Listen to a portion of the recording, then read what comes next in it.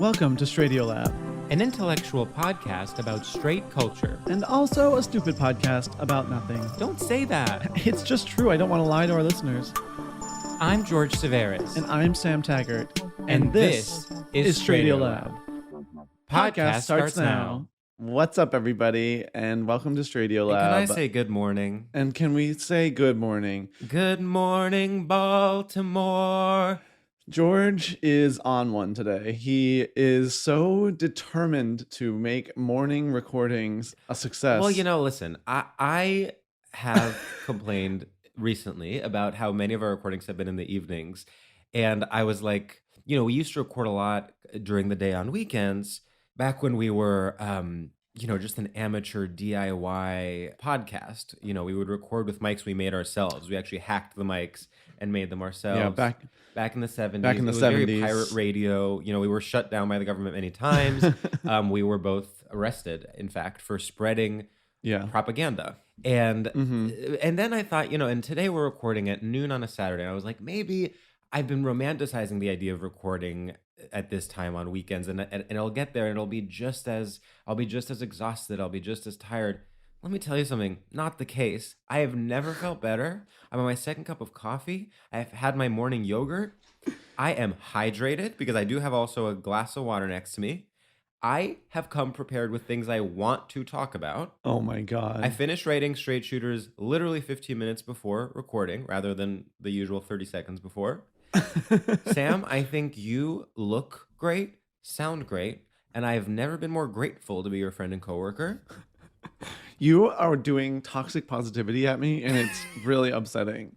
It's like you're not acknowledging the fact that this is a Saturday. It's actually quite difficult to force yourself out of bed. No, it's not. Wrong. I was having actually the most rainy, cozy day. Yeah. And I had to clock in to my grueling podcast job. Right. My children, of which there are many, are in the other room crying. They're saying, why can't you be a father to me today on the one day? They haven't been fed in days. Yeah, they haven't been fed in days. And I said, well, mommy's got a pod. And George demanded we do it on a Saturday morning. Your favorite day because it's the day you get to eat. Sorry. What are you going to do? Unionize? There's one of you and one of me, babe. Damn, that's so true. If I say we're working on a weekend, we're working on a weekend. That is really tough. Wow, so funny. Are you hungover? You're embarrassed. This is a HIPAA violation. You're not allowed to just ask someone if they're hungover. No, I can. I would say I'm a little hungover. Yeah. It's not crippling. I would have slept a little longer if I didn't have a podcast, to be honest. I had the most adult night last night. And maybe that's why I also feel... You love that. I mean, we all love that. What did you do? Well, yes. I mean, to have an adult night is actually one of the most fulfilling things that can possibly happen. More so than, I would say, professional success is to just go to a dinner. Yeah, tell me about your adult night. So I went to a Shabbat dinner at my friend's house. Maybe I won't dox them because, who knows in this day and age. But it is a lesbian couple with 2 children. Huge. You're doxing them? I'm not. Yeah. People are Googling which lesbian couples have 2 children in the Brooklyn area. Jewish lesbian couples. Jewish lesbian children. Brooklyn. And, we were playing with the kids, and there was just kind of that kind of conversation where it's it seamlessly transitions from talking about television to talking about politics to talking about, real estate to talking about, how New York, what New York is like these days. Anyone see any plays recently? Anyone see any movies recently? And at one point, one of their kids actually took a photo of all of us because they had this instant camera. And he goes, okay, everyone say gay. Which I thought was the sweetest thing. Anyway, and then I got home before midnight and watched an episode of Sharon Horgan's new show, Bad Sisters. I have to say, the everyone say gay sounds like you were in a holiday movie, on streaming on Hulu. That's 100%. About the kids getting the 2 lesbian moms back together. Yeah. And it's branding itself as groundbreaking constantly. Yeah, and guess what? In this case, it was groundbreaking. I will say, we later asked him what he actually said, and he did say yay, but everyone heard gay. we hear what we want to hear. Yeah, we hear what we want to hear. We tell ourselves stories in order to live. In order to live. I've actually been having sort of the opposite. I actually think being 25 is back. Whoa. Yeah, it's back. Whereas I'm kind of in my 45 era. Yeah, we're going in different directions. Interesting. Yeah, I've actually been to like multiple sort of spur of the moment house parties where I like know people to varying degrees in a way that I honestly thought had gone extinct, and it's back. And people are loving it. I'm loving it. Sort of walking into a space and being like, I know him through them, and like so like we actually met over the summer, but we don't know each other that well. What do you do? And sort of right. It's dorm mixer. Yes, and it's actually huge, and I've never felt more alive. I feel like time is optional, and I feel like first of all, whoa. Time is optional is groundbreaking. Time is actually optional, and you can opt in or opt out, and I'm deciding to opt out right now. Sam, this is like truly the topic of a of an advice of kind of a book. It could go one or two ways. It could be kind of like a cliche management book, Time is Optional, or it could be a more a meditation on the concept of time, and it's more literary, and it sells fewer copies for sure. I mean, it's not a success, but at the same time, maybe it gets reviewed in the London Review of Books. Maybe you get some people on Twitter talking about it. Look, some people on Twitter are gonna talk about it. That's for damn sure. They're gonna hate it. They're gonna be cruel, but they're gonna talk about it. Yeah, it's complicated because there's people look negatively on people who refuse to grow up. It's sort of a classic trope of film and TV, even. Totally. And yet I'm doing it, and it's beautiful. Well, okay. To push back on this a little bit, you're doing it almost as a bit. Sure. You are not in the ways that it matters. Or not, I shouldn't say in the ways that it matters, but in the main elements of your life, you in fact are painting the walls of your apartment. You are decorating. You are investing in your long-term relationship. You are thriving professionally.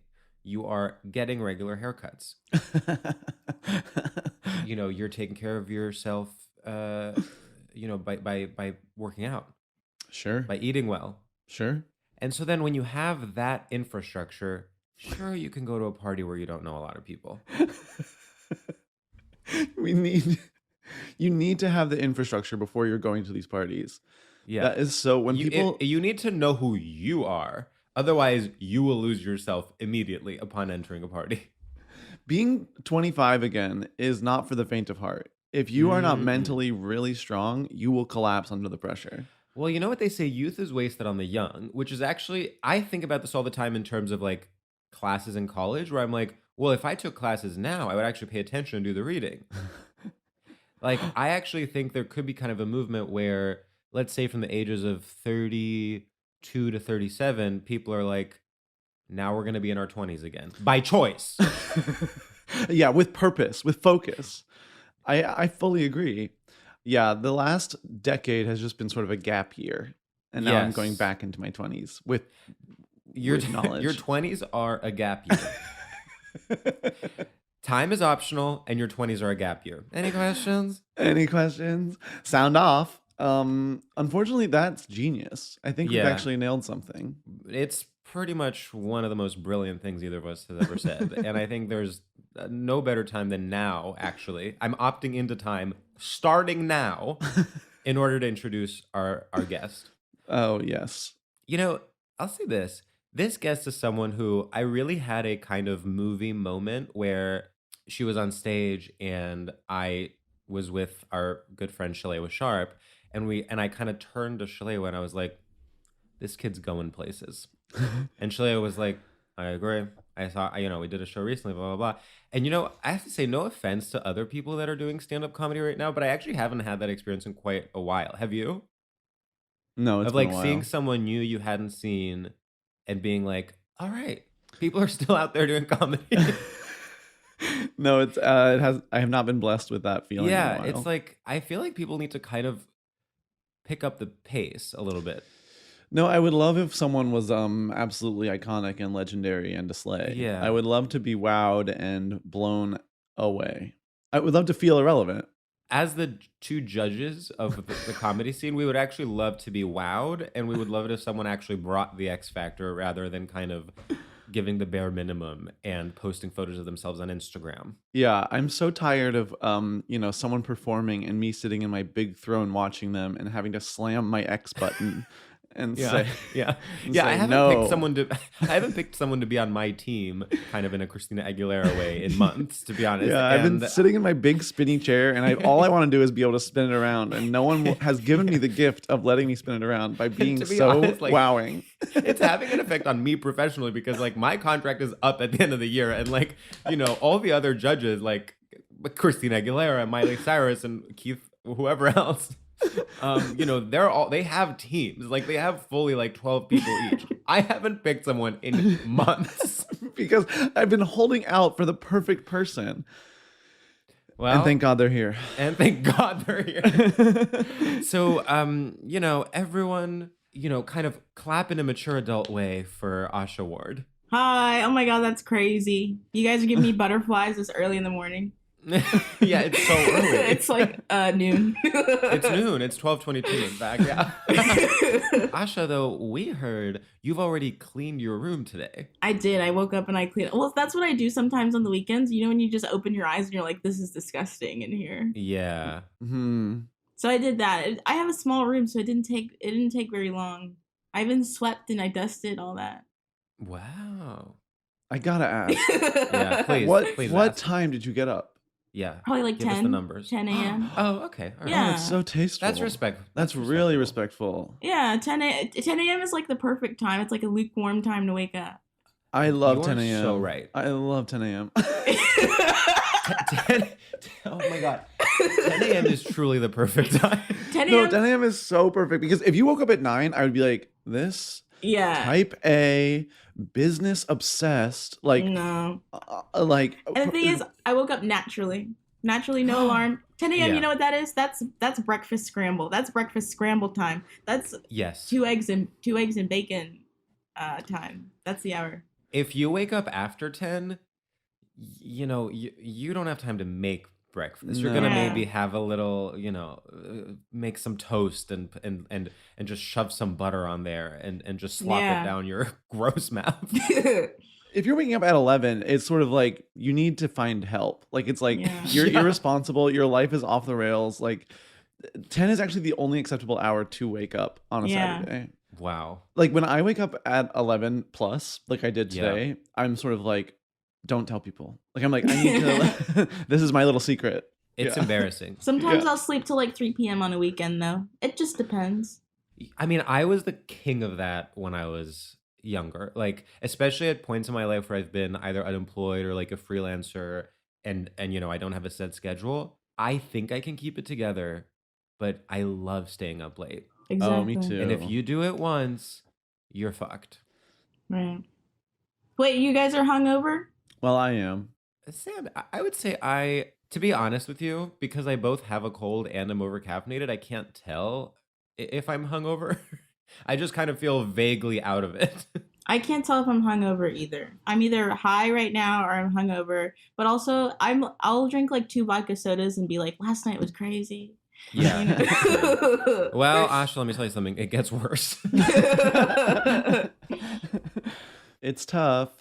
I wish I had some sort of take on. I was drinks. like on the edge of my seat. I thought you were formulating like something that would bring all of this together. No, I was like drinks, hangovers. Yeah, it's gonna get worse. No, yeah, stuff's crazy though, for real. Yeah, for real. Yeah, this is my new character. Really, really bad podcaster. Yeah, for real. It's crazy. No, yeah, that's crazy. No, like drinks, man. Fucking crazy. Whoa. Oh, that just became toxic. How so? And what? Like that tone, I was like, suddenly I was afraid you were going to call me a faggot. You really embodied that character. Thank you. I did get lost in it for a moment. You recently watched American Pie. Yeah. I recently watched American Pie, and it's honestly, you know how when you watch a horror movie and you like walk out of the theater and you see the world a little bit differently? Yeah. I kind of feel that way with American Pie, where now I'm like I'll see a woman and be more misogynistic and be like, what happened to me? And it's Wait, like, oh, I was your watched that first movie. time? Yeah. Whoa. Wait, it was your first time seeing it? Yeah. Damn. Because I was always like, what is this? And then it was like, that movie should be like illegal. I can't believe it's made. Like, I feel like the first time I saw that movie, I was truly like a child, like not even a like maybe like a preteen or a child. And me too. I'm like, if that's affecting your adult brain, I wonder the ways in which it's molded my my soft one. It really was like, oh, any teen boy that saw this was a psychopath, like for like at least 2 years, and a lot of teen boys saw it. You know? Yeah. So I have a memory of watching American Pie. Somehow I procured it, even though it was rated R from Blockbuster. I truly don't remember how. And then I was trying to secretly watch it alone in our basement. This is when we lived in New Jersey, and an aunt of mine was visiting, my mom's cousin. And she came downstairs and was like, oh, you're watching a movie? I'll join you. And I was like, oh no, she's now gonna, like, we're now gonna watch this incredibly inappropriate movie together. And I was so nervous. And then she started just laughing at all the jokes and was like loving it and was like having the time of her life. And I was like, oh my God, I had no idea you were a cool aunt. And it was honestly a pretty major bonding experience for us. Really? Yeah, that's like my memory. I mean, I'm sure if I would watch it now, I'd be horrified. But like at the time, I thought it was funny that like, you know, women were humiliated at every turn. It really... Also, like, when you hear about a movie so much, like hearing about the this one time at band camp, like I was expecting this to be the biggest slay line of all time. I was expecting to be guffawing and like sort of needing to say it to other people and be like now I get it. Now I'm always saying this one time at band camp, and it's like this line is a flop. Like this line is not really funny. Bad. Yeah. It's really bad. You know, when you watch something, I don't know, I feel like a time something shifted where it's like you'll watch a movie that was made in like 2000 something and you're like, whoa, this was really good during the time, but now it's just like not. Like, what happened? Yeah. But you know what? People will think that about things currently too. Like a lot of things that are written as though they are tweets, like when people are, you know, it's like the literal dialogue will be like, not me drinking coffee right now. Yeah. And we kind of like half-heartedly accepted, and in 7 years people will be like, was everyone okay back then? No, was that Trump? No. And honestly it was. So Asha, what's your favorite Trump inspired media? My favorite Trump inspired media, damn, I actually don't even watch TV. Wow, that's radical. That's radical. Damn, I don't know, the news, Fox News, I don't know what they be doing. Do you love Fox News? You love Fox News. Yeah, I love. I can tell. I don't know. Sometimes I'll watch the news. I don't know. Yeah.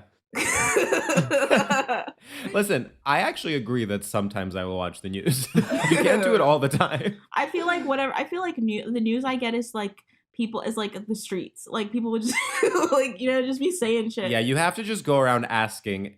We need to return to like this kind of, you know, it's like the villages my ancestors in Greece grew up in. Like Yes. There needs to be like a small town square, and you kind of just have to like hear by word of mouth what happened at the Supreme Court. People yelling in it. Yeah. This is how I get my weather now. Like I get my weather by asking Misha, what's the weather today? And exactly. And I actually find it's the more efficient way to get the weather. Here's a question. Was media a mistake? Was mass media a mistake? Yes. Should we go back to just word of mouth? Just only word of mouth. Only word of mouth. I mean, that's perfect. You're not even allowed to like make a little handwritten newsletter and post it at the church. You have to go to the person that you want to speak to and yell at them in their face. Yeah, you have to make an appointment. I mean, I'm kind of like, why not try it out? Clearly what we have now isn't working. We could at least like, I read about this town in New Hampshire that like libertarians took over and it like collapsed pretty quickly. But I do think we could sort of find a small New England town to take over and ban media and ban the written word and sort of see how it how it works out. Yeah. And I think it could be huge. Yeah. I don't know if I want to ban the written word. Maybe only fiction. ban fiction or have no, you can only write facts. No, you can only write fiction. Like, you can't, because I don't want, basically what I'm trying to get rid of is misinformation. You know what I mean? So like, yeah, if you're writing a novel, that's fine. That's like art. But I don't want people writing like breaking news alert. That's where it kind of falls apart. But I do think in the novel, every single page should have like a big watermark that says fake. Yes. Yeah. Right. Not true. This is lies. This may or may not be an opinion. Wow. Well, I'll see you guys there. George, are songs allowed in this town? Okay, so songs are allowed, but they can't have an element of truth to them, like we didn't start the fire. Okay. Like we didn't start the fire is like based on facts and like historical, events. I feel like that would get too confusing. I actually think in the spirit of like a town crier tradition, like that's the only way to know history is like you have to sing the song about like. Oh, you're right. Like the guy. Actually, you're who right. was... Yeah. Yeah. I'm allowing songs, and I'm allowing kind of like storytelling by the fire. Oh, that's nice. How will the rule breakers be dealt with? Yeah. No, how harsh their punishment. You're asking the right questions, honestly, because this is like the thing when people are like, wouldn't it be nice if the world was XYZ? The big question is like, how would the rule breakers be dealt with? I mean, I don't know. I guess they would have to read 3 novels. Okay. That's pretty soft on them. They are breaking a rule. It's really like a slap on the wrist, huh? Well, they'd be bad novels. I thought it was going to be more like you're going to cut out their tongue or something. So I thought they were going to like flogged. Yeah. Yeah, like some of us actually want to punish them, George. Some of us are actually tough on crime, the people that bring media into the place where media is not allowed. One of the reasons I never won any of the elections is because I'm not tough enough on crime, whereas the two of you are kind of president and vice president. Meanwhile, I'm kind of like a Dennis Kucinich figure, and like tweeting all day. Wow, I love our fictional town. I think it's time for our first segment, believe it or not. Wow. Okay, Asha, our first segment is called Straight Shooters, and in it, we ask you a series of rapid-fire questions to gauge your familiarity with and complicity in straight culture. It's basically this thing or this other thing, and the only rule is you can't ask any follow-up questions or you'll be punished as criminals in our town are. Yes. Damn. It really is just one thing or another thing. George, do you want to kick us off? Yeah. Okay. Asha. Wheat Thins or Fat Joe? Wheat Thins. Okay. Rapunzel, Rapunzel, let down your hair, or Rah Rah Rasputin? Rah Rah Rasputin. Okay. Repotting a plant or respecting the flag? Repotting a plant. Gone Girl or Boy Erased? Gone Girl. Okay. The January 6th committee or the Itty Bitty Titty committee? The Itty Bitty Titty committee. Okay. Nicki Minaj's Pound the Alarm, Beyonce's Ring the Alarm, or Wham's Wake Me Up Before You Go Go? Damn, we gotta go with Nicki Minaj, Pound the Alarm. Okay, Asha. A cheeky New Yorker cover or a sneaky adulterous lover? Ooh. A cheeky New Yorker cover. Wow. Intellectual. Okay, intellectual. Philadelphia cream cheese or Brooklinen? Philadelphia cream cheese. Wow. I have to say, that was an incredible performance. There was such a confidence there. Yeah, I really think you did extremely well, and I think you picked unexpected answers. I think you immediately were in the zone, didn't ask any follow-up questions. Mm-mm. I feel like that was kind of, that was one of those, it could go viral, the clip of you answering those questions. It's kind of like when someone's on the Kelly Clarkson show and they say something like the tiniest bit funny and then people shit their pants. That came at me so fast, I didn't even know this podcast had segments. Yeah, we kind of like to hide it from our guests. I was like, whoa. Yeah, it's one of our podcast's biggest secrets is that actually we have segments. Wow. And we pretend like we're sort of this alternative, free-flowing podcast that doesn't have any rules. And then every week around that 25-minute mark, we do a segment. Yeah, there's segments. Yeah. It's actually pretty... and then suddenly, you know, we're at the Republican National Convention. Suddenly there are rules. Suddenly, you know, Ann Coulter is speaking next. It's toxic. It's honestly, it's militaristic, and we're funded by the military, which is part of what's awesome. And you know what? We're not going to apologize for it. You get your money where you get your money. Exactly. Yeah. It's not illegal to make a living. So Asha, I kind of like want to get into our topic. So we were kind of brainstorming when we got on the Zoom, and we were like, how can we pull from your life experiences and find something that is straight? And then you mentioned something that happened to you recently, and I was like, oh, rudeness. Yeah. So I would love to kind of know, like what brought that to mind? What was that experience like for you? How are you? I'm good. It's just when I was having such a good day. Yeah. And then there's this lady. Okay, so I work at a pediatric dentistry, right? And we get super busy after school because everybody wants to bring their kids to the dentist after school. Right. And then this lady comes in with this kid, and we're a little bit backed up, not gonna lie. So they have to wait maybe 10 minutes, which is not bad for the dentist, but my dentist has like no wait times. And then they go in, and then she's like, oh, he needs to have his tooth pulled, but he needs to have it today because we need that done today because we can't come back. And we're like, okay, but you have to wait for a little bit. Mm-hmm. And then they're waiting for maybe an hour, which I'm like, yeah, that's a long time, but you're making demands. She like came up to the desk and was like, can you ask them? And I was like, yeah, sure, I'll ask, but there's just like people in the chairs. And so I'm asking, and then one of the assistants comes out and she's like, so do you guys hate us? She's like, I feel like you guys hate us. Like, is there something we did to you? And she's like, no, I feel like you guys hate us. And I'm like sitting there, and I definitely laughed. And then she like darts at me, and she's like, you should not be laughing at your patients. And then then they went to the back, and they told me she was talking mad shit about me, and that's pretty much it.